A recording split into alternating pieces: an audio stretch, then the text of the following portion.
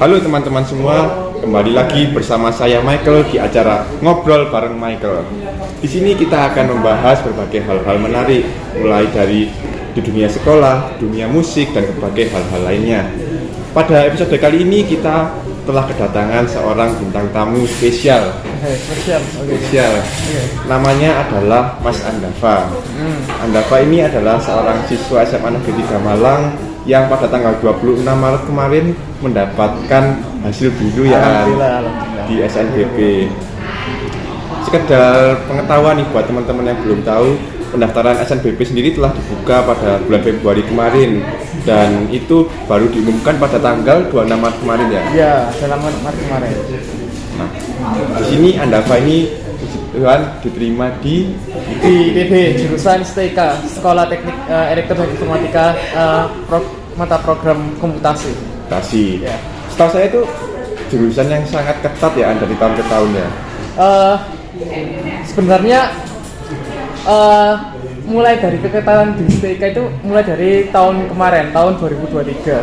Untuk tahun 2023 sendiri, menurut data yang saya dapat yang saya cari-cari, sebenarnya kalau tahun 2022 ini pendaftar atau peminatnya itu cuma di kisaran 1.500 orang.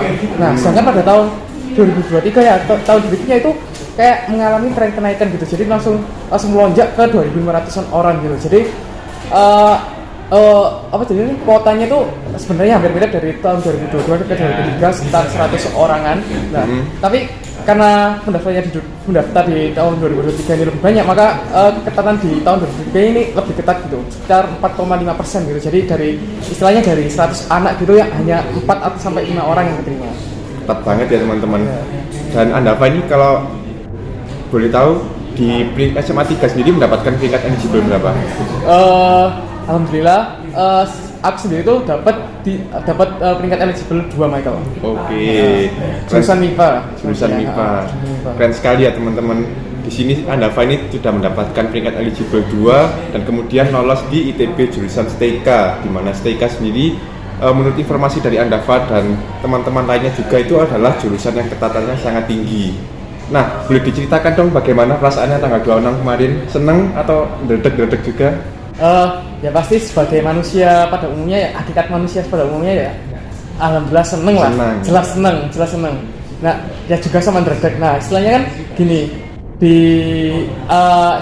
SMA 3 sendiri kan tahun kemarin yang terima STK memang ada 2 anak, kuotanya ada 2 anak. Nah, kalau soal itu yang tahun kemarin itu peringkat 1 sama peringkat 5. Nah, sedangkan yang tahun ini juga ada 2 anak. Nah, yang bikin ndredeg itu ya satuannya anak lagi ini peringkatnya peringkat 1, peringkatnya di atasku gitu. Peringkat 1. Jadi istilahnya mempertahankan 2 kuota di STK ini alhamdulillah bisa bertahan lah. Jadi ada kekhawatiran kalau gimana kalau tahun ini tuh kuotanya menurun jadi 1. Kan kita tahu kalau misalkan di kampus Malang di UB aja kayak menurunkan kuotanya kan, yang di SNBP cuma 20% ya kan ya. Yang tahun sebelumnya 30%. Nah, takutnya kalau itu juga kayak gitu. Jadi kayak menurunkan kuotanya, jadi yang awalnya kuota sekolah SMA 3 ini 2 anak di STK jadi 1 anak di STK gitu. Dan ya bener-bener kalau kan di pemilihan SNBP ini ada beberapa kayak pertimbangan, kayak misalkan nilai rapat 50% sama minimalnya 50% sama nilai matematika itu nilai 50%. Nah, nilaiku itu dua-duanya kalah sama yang peringkat 1. Jadi kayak peminatan kalah, rapat juga pasti kalah. Jadi kayak istilahnya juga kalah lah. Kalau misalkan diambil 50% juga kalah gitu. Jadi meskipun peringkat eligible tinggi, tapi kalau atasnya ada saingannya di jurusan dan fakultas yang sama, di universitas yang sama, belum tentu aman juga berarti ya? Belum tentu, pasti gitu. Pasti mikir kayak gimana kalau jadi kotanya jadi 1 gitu mikir gitu sih. Sama kan kita juga nggak tahu kalau kayak saingan kita di sekolah lain gitu, angkatan ini gimana. Jadi bisa jadi angkatan ini kayak nilainya kayak bagus gitu, lebih bagus dari kita kira gitu. Ya gitu sih. Oke, berarti karena kemarin tanggal 26 sudah mendapatkan hasil biru nih An ya, bisa dibilang perjuanganmu selama 3 tahun ke belakang belajar di SMA mempertahankan nilai itu terbayar kan? Menurutku gini Sal, perjuanganku mempertahankan nilai sebenarnya bukan 3 tahun sih, lebih tepatnya Bukan 2 tahun. Karena tahun pertama atau kelas 10 itu aku juga menyesal di situ. Pada kelas 10 itu kayak aku itu nggak niat sekolah gitu kan. Nggak niat sekolah. Iya kan kita juga pas itu juga covid kan, belajar di rumah, jadi kayak pembelajaran kayak Zoom gitu menurutku kurang efektif diterapkan sih. Soalnya pas Zoom itu aku malah kayak leha-leha di kasur gitu, biasa tinggal di kasur terus tinggal main game gitu. Pas Zoom nggak tinggal main game gitu. ML nggak. udah. Jadi istilahnya ya nggak niat gitu. Oh sama tugas itu biasanya ngumpulin telat terus aku. Jadi tugas itu deadline-nya misalkan hari ini totalnya biasanya 2-3 minggu, bahkan pernah parah itu 4 bulan belum tak kumpulin tugasnya. Gitu soalnya. Masa pandemi ya itu. Masa pandemi. Tapi begitu sudah kembali offline lagi, kamu berarti langsung memajukan di situ buat wah aku mau masuk ITB. Nah, sebenarnya itu ada alasan juga kenapa aku kok ngejar ITB. Nah, yang pertama itu kan sebenarnya aku juga bingung. Orang tua aku ini nyaranin aku ke kedokteran atau enggak ya seminatku itu. Nah, seminatku itu kan jurusan paling aku minati dari SMP itu sebenarnya kayak teknologi informasi gitu. Nah, tapi mungkin orang tua itu kayak memang cita-cita orang tua aku dulu itu bukan punya sih, ingin jadi dokter tapi masih belum tercapai gitu. Jadi ingin cita-citanya itu dicapai oleh anaknya gitu. Jadi aku jadi dokter itu ya kemungkinan besar karena orang tua aku sih. Dan waktu itu aku juga pengen jadi dokter karena jurusannya kayak keren gitu. Jadi kayak tahu gimana cara nyembuhin orang, nyelamatin orang gitu. Nah, kayak di film-film gitu ya. Kayak di film-film. Nah, terus karena itu aku jadi kayak semakin kayak niat sekolah gitu di tahun kedua sama tahun ketiga sekolah gitu. Nah, terus kenapa kok akhirnya aku milih ke stay ITB? Nah, terlebih lagi kan kalau misalkan kalau di UB gitu ya, kedokteran UB. Nah, kedokteran UB kan setelah paling ceritain kayak gini, rumor aneh. Boleh wis, tidak apa-apa. Boleh ya, apa? Ngobrol bebas saja. Ngobrol bebas, wis. Kan dulu juga pernah ada di SMA 3 itu daftar kedokteran UB. Nah, peringkatnya itu peringkat 2 ya kan? Peringkat 2 paralel. Nah, tapi kamu berarti. Ya, hampir mirip kayak aku wis. Ya mirip, peringkat 2 paralel. Tapi sayangnya yang peringkat 2 paralel ini kalah di SNBP-nya sama peringkat yang di bawahnya. Gitu.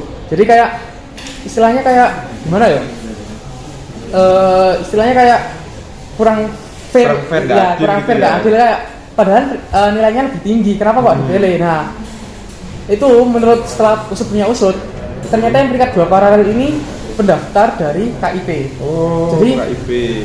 Pendaftar dari KIP dan background orang tuanya itu bukan dari background dokter. Nah, sedangkan peringkat yang di bawah yang lulus di background orang tuanya di background dokter gitu. Jadi istilahnya kalau kedokteran kedokteran UB ini bisa jadi peluangku malah semakin kecil daripada STIK karena background orang tua itu bukan dokter. Tapi alhamdulillah yang tahun ini kedokteran UB itu keterima dua-duanya juga dari ranking 1 sama 2 yang daftar lah. Alhamdulillah gitu. Jadi kayak nggak, walaupun keduanya kayak nggak ada background dokter ya, kan keduanya nggak ada kan ya. Ya jadi alhamdulillah istilahnya. Nah terus ya akhirnya aku pilih ke STIK itu gara-gara karena minatku di STIK kayak jurusan teknologi informasi gitu. Nah, terus kenapa kok harus ITB? Nah, sebenarnya bukan harus ITB-nya sih, tapi kalau misalkan jurusan teknik gitu ya, jurusan teknik itu lebih afdolnya di institut teknologi, gitu loh. Kayak lebih karena di teknologi ini kayak pelajarannya bukan cuma teori aja, mereka juga kayak praktek gitu. Jadi sebenarnya aku juga fan aja kalau saya kan kemarin aku juga karena khawatir akan kuotanya yang turun 1 itu aku daftar 2 pilihan. Yang pilihan pertama di STIK ITB, yang kedua itu di Teknik Informatika ITS. Sama-sama gitu. Institutnya berarti. Ya, sama-sama institut teknologinya. Jadi aku kayak misalkan aku juga keterima di pilihan 2 aku di ITS dia nggak apa karena kan masih institut teknologi dan jurusannya jurusan Teknik Informatika gitu. Oke, berarti ada cerita panjang ya di balik kamu daftar ITB itu. Iya. Dan ada ceritanya. Orang tuamu itu merestui gitu. Kamu awalnya kan disuruh jadi dokter nih. Mungkin teman-teman juga ada yang mengalami hal yang serupa ya. Mungkin pengen minatnya di bidang ini tapi sama orang tuanya disuruh di bidang lain. Nah, itu sendiri bagaimana caramu mengkomunikasikan gitu dengan orang tua? Sebenarnya gini, yang ngotot pengen aku jadi dokter itu ibuku saya. Jadi kan ibuku dulunya ya pengen jadi dokter terus belum tercapai itu. Nah, sebenarnya kedua orang tuaku ini kayak fan aja, aku mau ngambil pendidikan apa yang ngebebasin kamu mau ngambil apa, yang penting kamu suka lah sama jurusannya lah gitu. Nah tapi sebenarnya ayahku sama ibu ini sedikit bentrok sebentar gitu, karena yang ibu tadi yang ingin jurusan kedokteran, nah sedangkan ayahku ini memang dari dulu itu minatnya itu di teknik, karena orang tua ayahku ini dunia anak teknik banget lah istilahnya, jadi kayak suka dengan teknologi juga kayak aku gitu. Jadi istilahnya ya ayahku ini ngomong, misalkan peluangnya STK itu lebih besar daripada yang kedokteran UB tadi, yang gara-gara faktor itu tadi, ya kenapa kau ambil STK-nya aja, menurut. Nah walaupun nilaiku memang bagus lah ya, bisa bersaing gitu kalau masuk gitu. Nah ibuku ini kayak ngotot pokoknya harus jadi dokter, ambil kedokteran, karena kakekku dari ibuku itu juga pengen punya cucu dokter gitu. Jadi istilahnya ada kayak tekanan dari keluarga besar lah istilahnya kan, kayak ingin mengangkat derajat, ingin mengangkat derajat di mata masyarakat lah. Jadi kayak punya cucu seorang dokter atau punya anggota keluarga dokter itu kayak wah gitu. Dan di Indonesia terpandang juga. Jadi kan misalkan kalau jadi dokter kan juga istilahnya juga, nah ini menurut orang-orang ya, tapi nggak tahu menurut orang-orang ini jadi kayak masa depannya cerah. Nah menurutnya gitu, tapi nggak selalu melulu kayak masa depannya cerah gitu, karena kan kita juga tahu kalau pendidikan dokter ini waktu pendidikannya kan juga lama, 7 tahun, 4 tahun kuliah sama 3 tahun itu koas. Nah di samping itu kan juga biayanya kan sangat-sangat banyak lah istilahnya. Bisa jadi tembus ke 1 M itu bisa jadi gitu loh. Nah jadi kayak menurutku sendiri tuh kayak jadi background orang tua aku dari keluarga tuh kayak kurang worth it lah istilahnya gitu, karena kan aku juga anak pertama, jadi kayak ingin bener-bener yang misalkan habis lulus langsung kerja lah gitu istilahnya gitu, dan pekerjaannya ini kayak menghasilkan yang nggak sedikit lah. Jadi kan istilahnya STK ini punya, atau jurusan informatikanya kan punya peluang besar gitu kerja, karena kan dibutuhkan di perusahaan mana lah istilahnya. Jadi kayak programmer, jadi kayak kan kalau STK-nya juga bisa jadi programmer, bisa jadi kayak data analisis kan juga bisa kalau STK. Jadi istilahnya fleksibel lah jurusannya, bisa apa aja gitu. Terus kenapa kok jurusan kedokteran itu kayak kurang cocok juga sama aku, karena mungkin ya kita tadi kayak niatku di kedokteran ini cuma setengah gitu loh. Sedangkan niatku ke STK itu full niat gitu. Yang bilang lebih berminat ke teknologi ya? Iya, benar-benar lebih berminat ke teknologi. Jadi kayak niatku di kedokteran cuma setengah, sedangkan niatku di STK ya setengah full gitu ya kan? Kan segala sesuatu harus dimulai dengan niat lah. Jadi kalau setengah-setengah itu mending nggak usah gitu. Menurutku gitu, jadi mending ambil STK-nya daripada kedokteran UB-nya gitu. Dan akhirnya orang tua merestui juga ya Anda? Ya pasti merestui. Orang tua aku kayak membebaskan kamu mau pendidikan di mana aja nggak apa, yang penting kamu minat di situ gitu. Oke. Terus kamu kan mendapat peringkat paralel 2 nih. Sedangkan Bismanti sendiri kita kenal sebagai sekolah yang memiliki banyak event, ada PSCS, ada Bedol, dan ada banyak event lainnya. Itu gimana kan membagi waktu itu? Sebenarnya gini Sel, kamu mau masuk di SMA 3 Malang ini mau cari apanya? Oke. Gitu. Prioritas gitu ya? Ya, kamu lebih prioritaskan apanya? Nah, kamu ya bisa mungkin prioritaskan dua-duanya, dari organisasi, segala event sama pelajaran itu bisa, tapi itu mungkin sangat akan sulit gitu kalau kamu mau ngincer dua-duanya dan kamu ingin ke SNBP-nya, lolos SNBP-nya. Nah, kalau menurutku sendiri ya, kalau kamu ngincer eventnya, lebih baik kamu ya istilahnya kalau ngincer eventnya kayak kamu itu ya kayak di kelas itu ya, kayak misalkan kayak ulangan, kayak tugas itu juga bisa ngerjakan sebisanya gitu, jangan ya belajar seadanya gitu lah. Jadi kan organisasi kayak event-event juga dapat, belajarnya juga dapat, walaupun belajarnya itu bukan yang belajar sangat rajin sekali gitu. Nah dan juga mungkin menurutku kalau kamu ingin lebih fokus ke organisasi, kamu lebih baik fokus ke SNBP-nya bukan SNBP-nya. Oke. Jadi gitu. Jadi kalau misalkan kalau benar-benar ingin ngambil ke organisasinya, ke eventnya gitu, kamu dari kelas 10 itu udah mulai belajar SNBT-nya gitu. Langsung fokus SNBT Langsung fokus SNBT aja wes. Kalau SNBT itu buat sampingan, kalau misalkan keterima SNBT ya alhamdulillah, kalau enggak ya kan kita sudah fokus ke SNBT-nya. Jadi kalau misalkan ke organisasinya kayak gitu. Jadi tapi ini buat skenario kedepannya kalau apa maksudnya tuh, kalau misalkan kan sekarang SNBT-nya itu pakai yang TPS sama literasi kan ya. Kan sebelumnya tahun 2022 itu pakai yang TKA itu kan ya. Nah ini kalau skenario-nya pakai yang TPS itu kan, kalau TPS itu bisa istilah belajarnya dicicil gitu lah. Kan TPS itu istilahnya pembiasaan dari masing-masing pribadi gitu. Nah kalau misalkan kedepannya nanti berubah lagi menjadi TKA, nah itu malah lebih enak. Karena kenapa? Kita juga belajar SNBT, kita juga kena yang pelajaran di sekolahnya. Jadi kayak sekali dayung 2 pulau terlewati lah istilahnya. Nah jadi kayak kita nggak ada ruginya belajar SNBT, kan toh itu juga buat pelajaran di sekolah gitu. Nah kalau misalkan dari awal fokus SNBT ya pasti organisasi sama event-eventnya jelas tertinggal gitu. Mungkin bisa kayak ngikutin satu-satu event gitu bisa, tapi ya mungkin fokusnya memang SNBT gitu. Kita fokus kayak ini gimana caranya gitu lah. Jadi kalau kembali lagi ke fokus ya Anda berarti. Iya, kembali lagi ke fokus kalau gitu. Fokus pribadi di SMA 3 itu gimana lah istilahnya. Buat teman-teman di sekolah lain mungkin juga bisa diterapkan ya caranya Anda ini. Berarti kita harus bisa membagi prioritas nih ya. Prioritas jelas itu. Masa SMA ini dihabiskan buat seperti apa gitu. Kecuali kalau kalian ini benar-benar kayak memang dari curi start dari awal kayak dari lulusan SMP langsung belajar gitu, bisa mungkin kedua-duanya bisa dapat gitu. Bisa. Oke. Terus kalau dari sisi rohani nih Anda, menurut kamu gimana persiapanmu selama pendaftaran hingga pengumuman?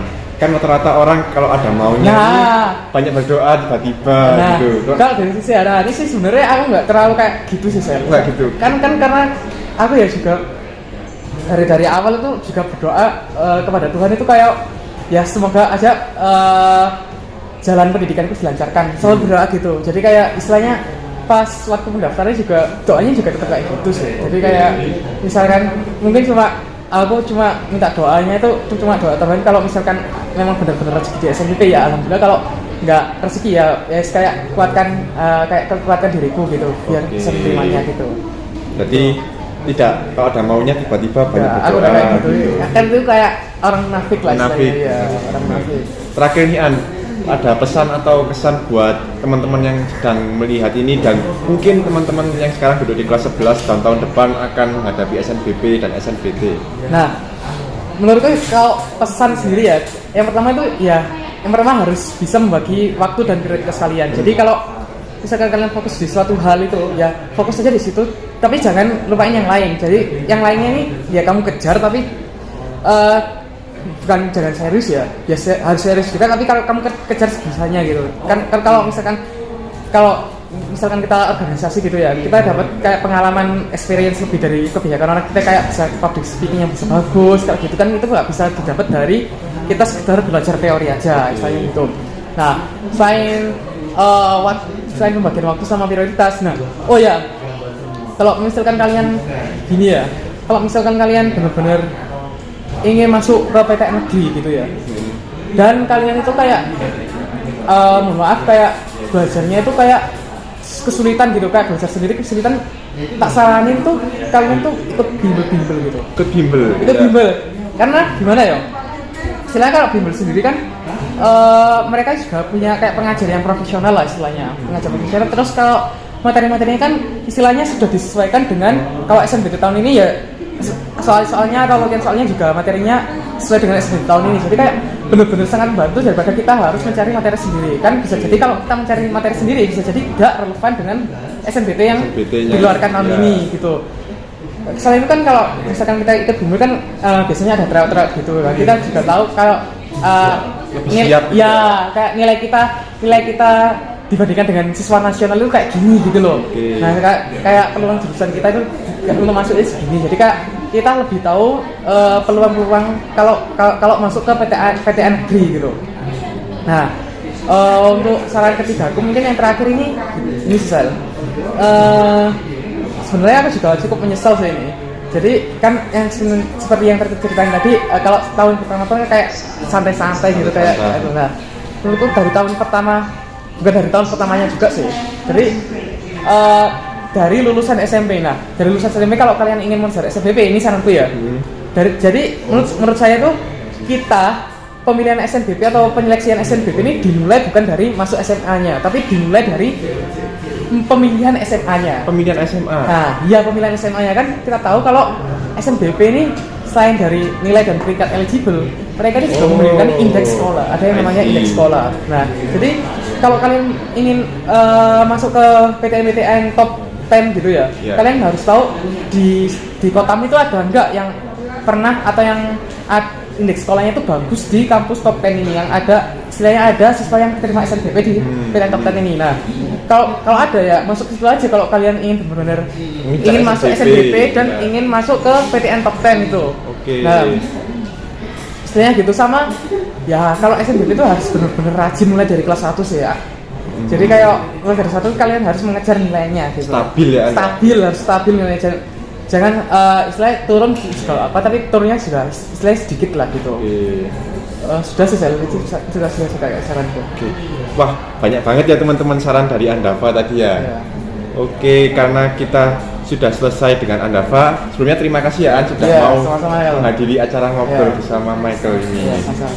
Oke teman-teman, sekian video dari saya terkait bahas SNBP bersama Andava. Sampai jumpa di video-video berikutnya di mana saya akan membahas dengan lebih banyak lagi narasumber, ada yang dari UGM dan berbagai universitas negeri top Indonesia lainnya. Sekian, sampai jumpa.